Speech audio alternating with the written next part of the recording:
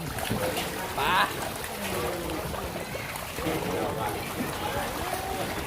หลายเลยหลายเยอะแยะเลยโอ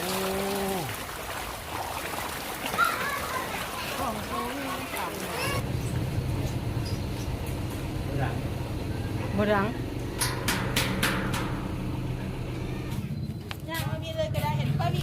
เอาอีแม่สิไปรูปคลองไอ้เบิ่งแม่แหละดังก็แม่เห็นมืออันนั้นแม่มือแทดอันนั้นแม่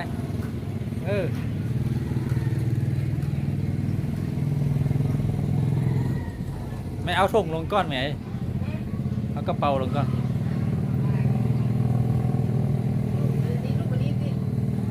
รูปอันทางข้างมาท่านน่ะว่าดังเนาะ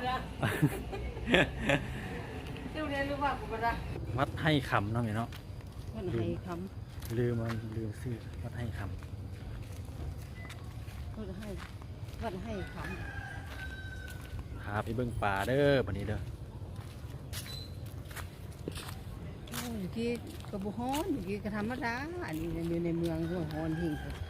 มาอยู่อันนี้กระบุฮอนมีมันมีลมพัดเนาะมันจะฮอนอะไร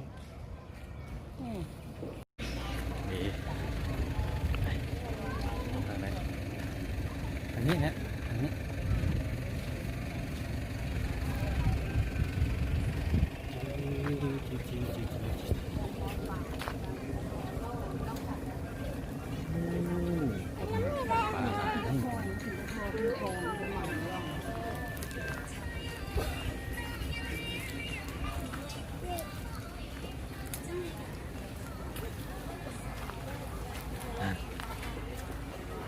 เก็บปลาคุณ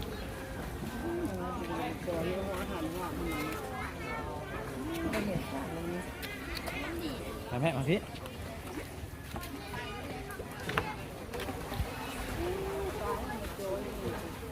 นี่นำมาเป็นไงหนองวัด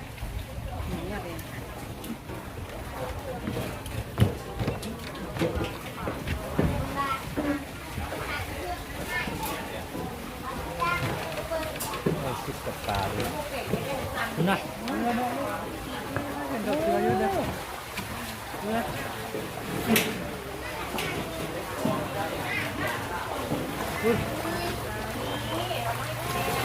ปลาเป็นไง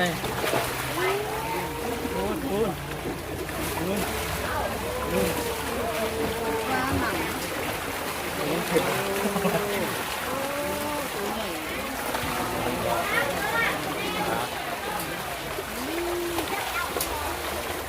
เอามือไปจับมันเนาะเนี่ยเนาะได้สีเหลืองกันเลยไม่ใหญ่มันเผ็ดเลยมันนุ่มมันเผ็ดแล้วมันจะวิดน้ำเลยนี่เอาอาหารปลาดุกแม่ส่งเท่าไหร่5,000เนาะเอาส่งเดี๋ยวปลากัน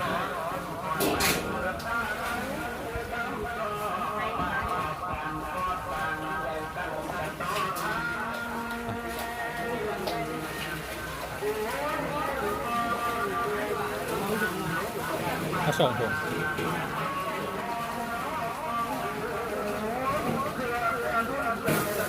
นี่อาหารเกลือปลาเอาไหมนี่แม่ถุงนึงเหรอโอ้นี่มาเกลือพี่เอาพี่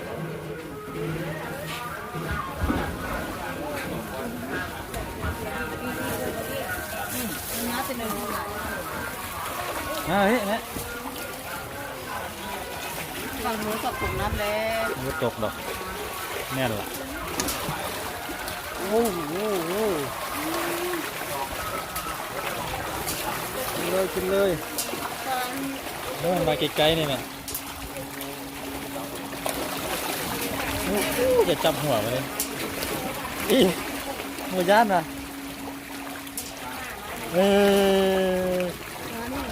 มันเชือกแขนนะคุณนาย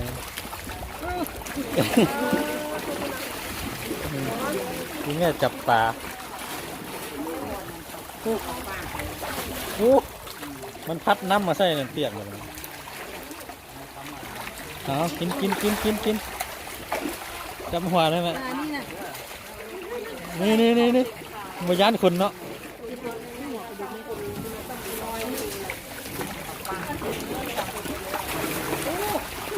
โอ้โหมันก็จะจับมันดิ ไม่จำหัวมันละ นี่เฮ้ยโอ้ ไม่ใหญ่ เออนี่เอิ้นปลามันอย่างไร ตอนไหนเลย โอ้ตะอ่อนเด้ปลานี่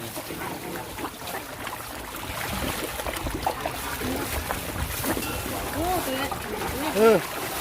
เอาหมดเลยกินหมดเลย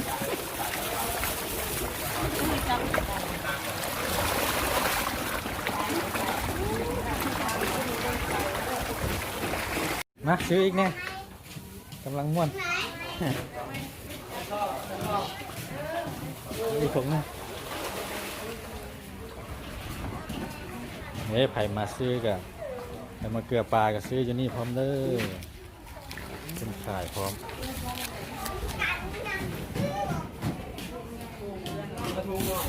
นี่อีกถุงหนึ่งกำลังม่วนเอาเนี่ย ท้องเป็นยังไงไม่จะมีไข่บอลคน มีส่งเหือน้ำเด้อ มีส่งมาเด้อ นี่ บัตรให้คำวัดให้คำเด้อมีส่งเหือน้ำเด้อ จะให้มันกิ